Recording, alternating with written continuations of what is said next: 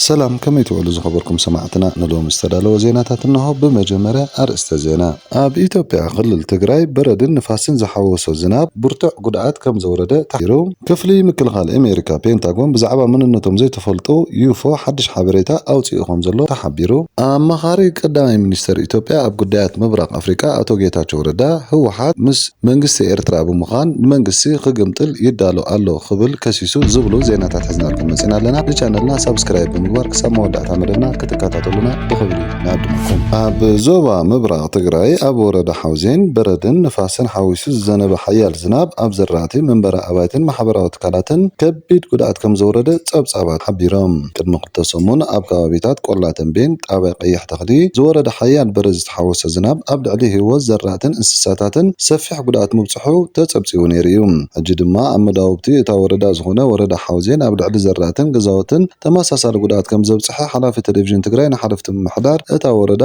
ጠቂሱ ሓቢሩ ምክትል ምሕዳርን ሓላፊ ቆዝ ኣዋን ወረዳ ሓውዜን ኣቶ ብርሃነ ሃይላይ ኣብታ ወረዳ ዛጊት እኹ ዝርጋሕ ዝናብ ከም ዘየለ ብምግላጽ ሓሊፉ ዝወርድ ዘሎ ዝናብ ድማ በረድን ንፋስን ዝሓወሰ ስለ ዝኾነ ከቢድ ጉድኣት የስዕብ ምህላው ተዛሪቡ መሰረት ካብቲ ከባቢ ዝተረኸበ ሓበሬታ ኣብ ባሕቲ ነሓሴ ኣብ ጣብያ ሸለዋን ከተማ ዓዲ ሑፃን በረድን ንፋስን ሓዊሱ ብዝወረደ ሓያል ዝናብ ኣብ ልዕሊ 210 ሄክታር መሬት ዘራእቲ 2 መንበሪ ገዛውትን ጉድኣት ከም ዘብፅሐ ኣቶ ብርሃነ ሃይላይ ገሊጹ ነይሩ ከምኡ ድማ ኣብ ተመሳሳሊ ዕለት ኣብ ጣብያ ሃሪከዋ ቁሸት መስሓት 70 ሄክታር መሬት ዘራእቲ ጉድኣት ክበፅሖ ከሎ ኣብ 4 መንበሪ ገዛ ዚንጉኡ ምቕንጣጥን ምፍራስን 3 መምሃሪ ክፍሊ ቀዳይ ቤት ብር ትምህርቲ መስሓት ድማ ሙሉእ ብምሉእ ከም ዝዓነወ ኣቶ ብርሃነ ኣብሪሁ ኣብታ ወረዳ ብበረድ ከቢድ ጉድኣት ዝበፅሖም ዘራእቲ ብቕፅጻድ ክትትል ከም ዝግበር ዝገለጸ ኣቶ ብርሃነ ሓረስቶት ኩነታት ዘራእቶም በብመዓልቲ ክፍትሹ ስራሕቲ ምእላይን ምፅፋፍን ማይ ከካይዱን ሙሉእ ጉድኣት ንዝበፅሖም ዘራእቲ ድማ ቀልጢፎም ክባፅሑ ዘራእቲ ንኽሽፍኑ ሚዒድሎም ሕብረተሰብ ኣብ ባዕሉ ደቁን እንስስኡን ዝኸፍአ ሓደጋ ቅድሚ ምብፅሑ ኩነታት ዝናብ እናተኸታተለ ግቡእ ጥንቃቐ ክገብር ከም ዘለዎ ድማ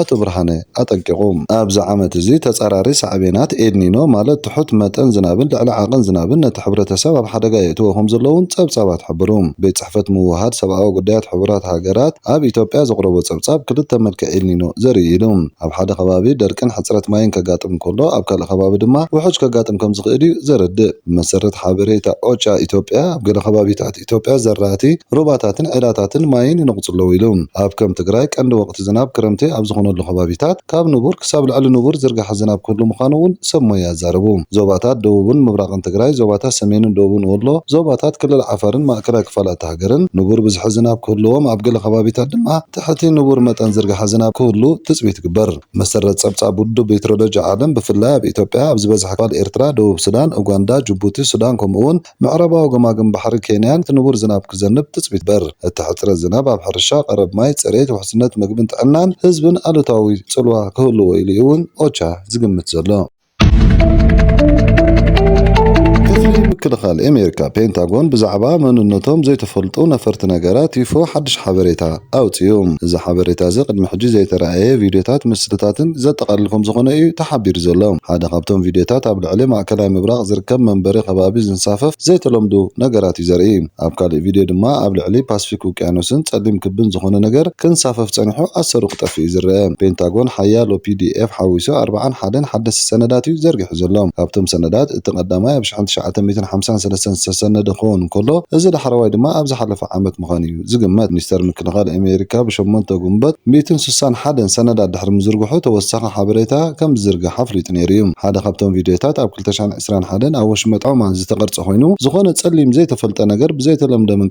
መንገዲ ክንቀሳቐስ እዩ ዝረአ ንመጀመርታ ግዜ ክረአ እንከሎ ሃማማ ዝመስል ኮይኑ ግን ድማ ስፍሓቱ 1.9 ሜትሮ እዩ መንነቱ ዘይተፈልጠ ዘይስሩዕ ተርእዮ UAP ምዃኑ ድማ ተጸብፂቡሎ UAP ዝብል ቃል መንግስቲ ኣሜሪካን ሳይንቲስታትን መበቆሎም ዘይፍለጡ ነገራት ንምግላጽ ዝጥቀምሉ ሕፅረተ ቃል እዩ እዞም ኣካላት እዚኣቶም ኣብ ባሕሪ ኣብ ምድርን ኣብ ኣየርን ክርከቡ ከም ዝኽእሉ እዩ ዝግመት ኣብ 2025 ኣብ ማእከላይ ምብራቕ ኣብ ዘይፍለጥ ቦታ ብወተሃደራዊ ኣሜሪካ ካሜራ ዝተቐርጸ ቪድዮ ኣብ ልዕሊ ሓደ ከባቢ መንበሪ ክቢ ቅርጺ ዘለዎ ነገር ትኽ ብዝበለ መስመር ክንቀሳቐስ ዘርኢ FBI ዝዘርግሖ ሓደ ሰነድ ኣብ ወርሒ ጥቅምቲ 2023 ኣብ መንጎ ቦስተንን ዳብሊንን በረራ ዝካየደሉ ዝነበረ እዋን እቲ ፓይለት ናይቲ ነገር ኣብ ሰማይ ብርሃን ከም ዝረኣየ ሓቢሩ ነይሩ ካልኦት ፓይለታት ድሕሪ ፍርቂ ለይቲ ተመሳሳሊ ብርሃን ርኦም ክኾኑ ዝኽእሉውን ገሊጹ እቲ ፓይለት ነዞም ብልጭታ ብርሃናት ንመጀመርያ ግዜ ኣብ 2023 ካብ ሽዑ ጀሚሩ ድማ እንተወሓደ 10 ግዜ ከም ዝረኣዮም እዩ ዝዛረብ ኣብ 2019 ኣብ ሰላማዊ ውቅያኖስ ዝተቐርጸ ቪድዮ ተንቀጥቂጡ ካብ ጸጋም ናብ የማን እዩ ዝንቀሳቐስ እቲ ቪድዮ ብኢድ እተተሓዘ ካሜራ ዝተቐርጸ ስለ ዝነበረ እቲ ነገር ክንቀሳቐስ ዝረአ ብሰንኪ ናይቲ ቀረጻ ክኸውን ከም ዝኽእል እዩ ተጠቒሱ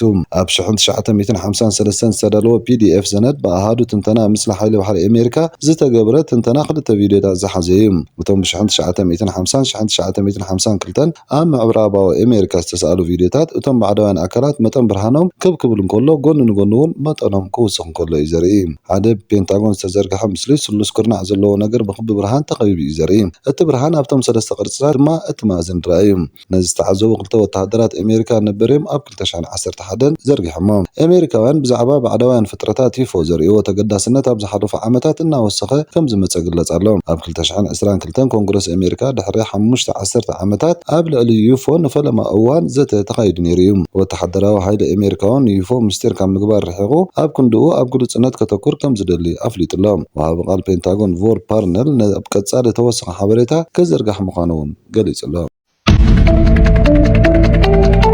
ህወሓት ንመንግስቲ ኢትዮጵያ በኃይል ንውዳቕ ከም ዝወሰነ ተገሊጹ መሪሕነት ህወሓት ምስ ፌደራላዊ መንግስቲ ኢትዮጵያ ዝገበሮ ሰላማዊ ዘተ ከም ዘየለግላጽ ነቲ መንግስቲ በኃይል ንምውዳቕ ከም ዝወሰነ ብጉሁድ ኣውጅሎ ክብል ኣማኻሪ ቀዳማይ ሚኒስተር ኢትዮጵያ ኣቶ ጌታቸው ረዳ ገሊጹ ኣቶ ጌታቸው ረዳ ኣብ ማሕበራዊ መራኸቢ ገጹ ከም ዘስፈሮ ህወሓት ዝወሰነ ውሳነ ኣብ መንጎ ክልቲኦም ወገናት ዝነበረ ፖለቲካውን ወተሃደራውን ወጥሪ ናብ ዝለዓለ ደረጃ ከም ዝበጽሐ ዘርኢ ምዃኑ እዩ ዝግለጽ ዘሎ እዚ ተግባር ነቲ ብስምምዕ ሰላም ፕሪቶሪያ ኣቢልካ ብሰላማዊ መገዲ ሕቶታት ምዕራብ ትግራይን ልዕላውነት ንምፍታሕ ዝነበረ ተስፋታት ዝሃስዩ ዝበለ ኣቶ ጌታቸው ብወገን ህወሓት ብሰላም ዝፍታሕ ሕቶ ትግራይ ከም ዘየለ ምግላጹ ከቢድ ዋጋ ከም ዝኸፍል ኢሉ ህወሓት ንኣዋርሕ ክኸዶ ዝጸንሐ ሽርክነት ምስራዓት ኣስመራን ኣብ ውሽጢ ሃገር ምስ ዘለዉ ዕጡቓት ሓይልታትን ዕላው ብምግባር ኣንጻር ፌደራላዊ መንግስቲ ኢትዮጵያ ዝቐንዐ ተጻብኦ ናብ ዝለዓለ ደረጃ በፂሑ ከም ዘሎ ኣቶ ጌታቸው ከሲሱሎ እዚ ምስራዓት ኣስመራ ዝተገብረ ኪዳን ንትግራይ ዓውደ ኩናት ብምግባር ዝለዓለ ሰብኣውን ንዋታውን ሓደጋ ከም ዘስዕብ ድማ